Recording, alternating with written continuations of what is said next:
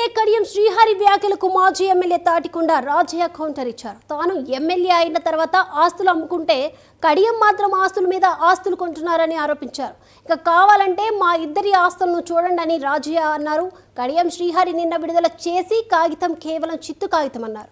అది proceeding copy కాదని కేవలం ప్రపోజల్ మాత్రమే అని కూడా మండిపడ్డారు. కనీసం సంతకం పెట్టే ధైర్యం లేని పిరికివాడు కడియం శ్రీహరి అని ఫైర్ అయ్యారు.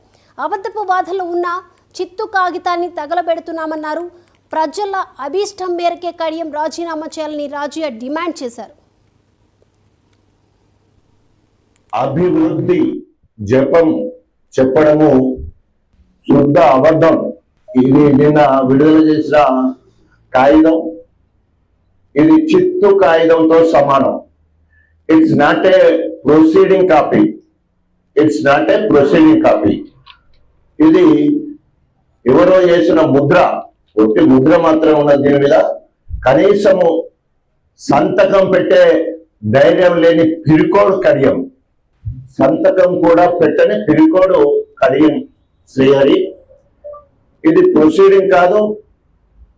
నేను గతంలో చెప్పినట్టు ఇది ఓన్లీ ప్రపోజల్స్. దాని మీద ఎక్కువ వర్కులలో GO to be taken, GO to be taken అంటే ఓన్లీ ప్రపోజల్స్ ఇచ్చామని మాత్రమే అర్థం వస్తుంది. సో దీన్ని మీ అందరి సమక్షంలో ఈరోజు తగలబెడతా ఉన్నాం. ఇట్లాంటి వాగ్దానాలు, అబద్ధపు వాగ్దానాలను అభివృద్ధి జపం చెప్పడము శుద్ధ అబద్ధం. ఇది నిన్న విడుదల చేసిన కాగితం, ఇది చిత్తు కాగితంతో సమానం. It's not a